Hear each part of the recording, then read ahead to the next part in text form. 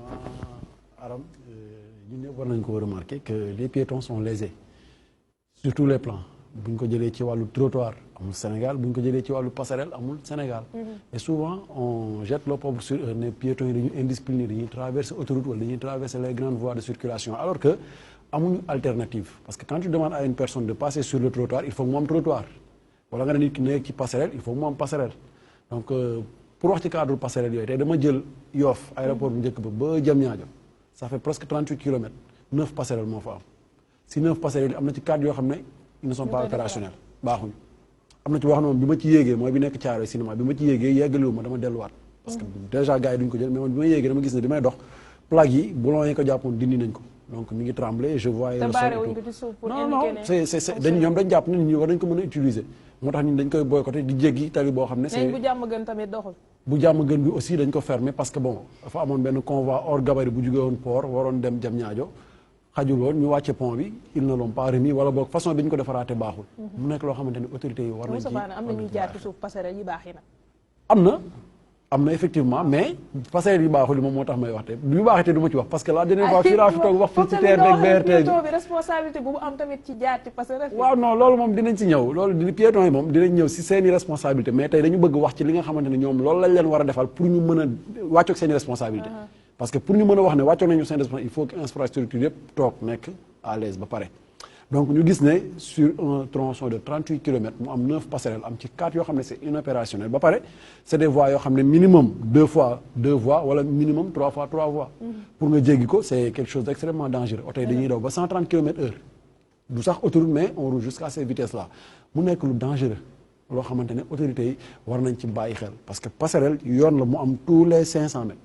parce que li tax souvent piéton bi di jéggi tali bi au lieu muy jël passerelle bi mooy la distance entre les deux passerelles parce que yow doo jëm fii nga gis ne que l'autre passerelle est à 1 kilomètre nga bëgg a dox 1 kilomètre jéggi pour doxaat 1 kilomètre muy 2 kilomètres alors que en 10 mètres tu peux le faire moo tax souvent infrastructure yi ni ñu koy defee dafay léser piétons yi bu dee trottoir yi aussi bon passerelle yi par exemple Padois bi ñuy wane nii yow sooy yéeg c'est un combat parce que yalwaankat yi ñoom ñoo nekk ci montée bi ak ñiy jaay tamit non dinaa ñëw ci ñoom mais yalwaankat yi ñoo nekk ci montée bi ñoo lay autorisé nga jàll ñoo lay may ay portion nga leen di moytu di slalom ba yéeg boo yéegee jaaykat yi seeni étal centre commercial la foofu donc benn côté bi moom la ñuy utiliser beneen côté bi moom lañ lay may pour nga mën a jàll di jàkkaarloog ñeneen ñi nga xamante ne mais dañ ko autorisé xam nga tax ma jàpp dañ ko autorisé xam nga tax parce que président Macky Sall buy jàll kaw pont yi dañ koy raxas kenn du traversé jaaykat du am dara du am day am ñaari gendarme aux deux extrémités day set wecc bu jàllee ba pare donc la passage dafay fluide waaw mi ngoog par contre bu dee dara amul président jàllul dara amul mais day fees del kon mooy wane ne autorités yi xam nañ ne loolu noonu du yoon loolu noonu defuwul mais ils laissent faire pourquoi ñuy laisser faire c'est une question boo xam ne on leur pose cela donc war nañu ñëwaat ci passerelle yooyu noonu ñu xamal ni ne passerelle pour traverser piéton la balaa ñuy wax piéton bi dafa jéggi autoroute bi nañ ko jox passerelle bu mu jàllee trottoir moom amatul Sénégal boo jëlee Solida bi fii ñeneen ñi dañuy jël seen oto gaare ko ci trottoir bi boo ñëwee ci obligé nga wàcc ci tali bi gis naa ñaari oto yoo xam ne trottoir lañ ko gaare léegi bi may ñëw te ñooñu ñu ngi fii fi ñuy waxee donc yooyu c'est des choses yoo xam ne boo arrêté wul léegi mu wax fi dara parce que dañ koo baax pour mu bañ koo wax sànq avant ñuy commencer kon monsieur boobu wax nga bëgg fi nekk di liggéey monsieur boobu wax man noppi naa ci sikki bi kon donc trottoir amul Sénégal loolu day indi ay conflit parce que usager bi piéton bi dafay wàcc ci kaw tali bi bu wàccee ci kaw tali bi am na benn catégorie d'usager boo xamante ne supporté wu ñu piéton yi dox ci tali bu ñu la fëlul rétroviseur dinañ la brosse xaw la gaañ dinañ la yuuxu après mu indi coow après mën na indi leneen loolu yëpp li ko indi mooy ay infrastructure yoo xamante ne tenirul en compte piéton bi te boo xoolee ñii ñuy woowee usage de la route le piéton est le plus vulnérable parce que amul habitacle amul casque amul ceinture de sécurité parce que bu ñu nee usager mooy borom oto bi borom deux roues bi borom cycliste bi ak piéton bi ñoom ñëpp donc piéton bi c'est l'usager le plus vulnérable et au Sénégal c'est l'usager le moins protégé pour ne pas dire qu'il n'est même pas protégé d'ailleurs Sénégal pour nga gis passage piéton wala passage protégé xanaa nga dem boulevard de la République foofu am na yu réglementaire mais bu dee ci yeneen accès yi amul bu ñu ko defee foofu noonu kon mën nañ ko def ci yeneen accès yi mais appel may lancé rek mooy ñu jël route nationale bi nga xamante ne dafa traversé agglomération ba noppi ay mégalopole ay Dalifort la traversé ay Thiaroye ay Diamaguène c'est des villes yoo xam ne dafa bëri nit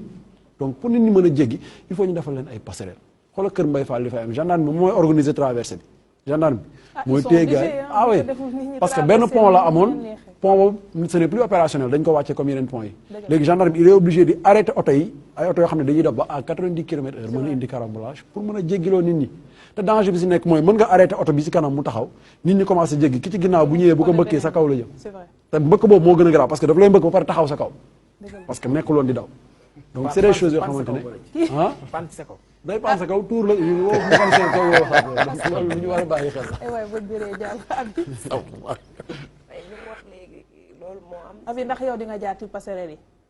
man foofu sax du samay yoon nag yàlla def na ko. ma ne côté Sénégal fii ku fi nekk benn jour di nga war a jéggi fenn di war a jaar ci passerelle. non en fait passerelle Jéggi li ma ciy jaar bëriwul bu ma ciy jaaree peut-être que foire lay doon ma yéeg ci kaw te dama ko sax ragal nag dama ragal passerelle à vrai dire. ndax le fait que may tiim tali bi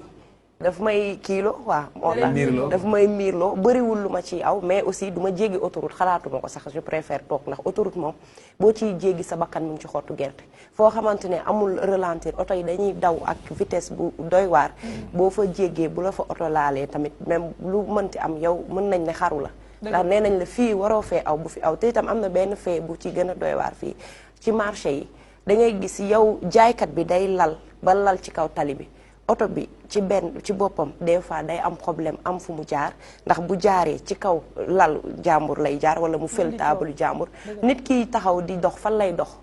boo nee jaaykat bi même ma jàll sax mu xuloog yow te moom moo nekkul ci yoon. monsieur Mbow. waaw. bëri na de. passerelle manque de passage piéton noonu la kii doon wax peut-être li may trottoir. peut-être li may njëkk a rafetlu mooy quand même passerelle yi Sénégal yi mujj gis nañ ni ñoo ngi prévoir pour ñi am handicap. dafa am solo sànq li nga war a sànq ci Padoa. donc ki am handicap lu mu bëgg a jaar foofu du fa jaar. donc il faudrait ñu xam ni piétons yi dafa nekk lu pluriel du benn façon rek la. donc il faut ñu sóor loolu donc loolu gis naa ko beneen mooy yenn saa yi ñuy dégg ñu naan telle passerelle dafay menacer ruine. dafay moo ngi waaj a daanu. ba ñëpp di ko yëg. boobaa même su ma fa bëggee jaar dinaa fa ragal a jaar ndax dégg na information bu jàll ni dafay waaj a daanu. mais leneen li nga xam ne aussi pour man am na solo ci affaire piéton mooy déjà bu nekkee da nga jël ay mesures il faut que nit ki xam mesure bi mooy éducation donc ci école boobu dañ ko fa jàng. mais ensuite il faut nga accompagner mesure bi. soo ma nee waroo sànni mbalit ci biti da nga ma war tegal ay poubelle. soo ma nee war nga di traverser passerelle day fekk moom ay passerelle ju doy. soo ma nee passage clouté day am boo xam ne piéton bi du ko respecté wala feu bi vert moom mu njëkkante oto bi xamul sax règle yooyu donc yooyu yëpp ay ba baal yi nga xam ne mooy tax ba li nga bëgg mu am mu mën a sotti sinon du xam sax les règles yi koy lié ak loolu donc de bonne foi mën na di juum ci fànn yooyu donc daal pour man question la bu am solo boo wax mais dana laaj ñun ñu gën a conséquent ba nga xam ne lu ñu tere wala lu ñuy santaane mu am mesure yi koy accompagner du ma la tontu na si li nga wax sax parce que am naa tontu alors Moustapha di fàttali rek des conseillers municipaux mairie HLM waaw fii tamit trottoir yi yëpp teg ngeen ko ay jaay loolu non xam nga man bi ma nekkee conseiller ak léegi yàggul ci sa chantier yi ma jox waaw loolu moo gën a tax sax loolu moo gën a tax mooy les trottoirs et la sécurité de façon générale loolu nekk na loo xamante ne xëy na ñu bëri dinañ ma ci mere mais de bu fekkente ne ni ma ko gisee man noonu lañ ko gisee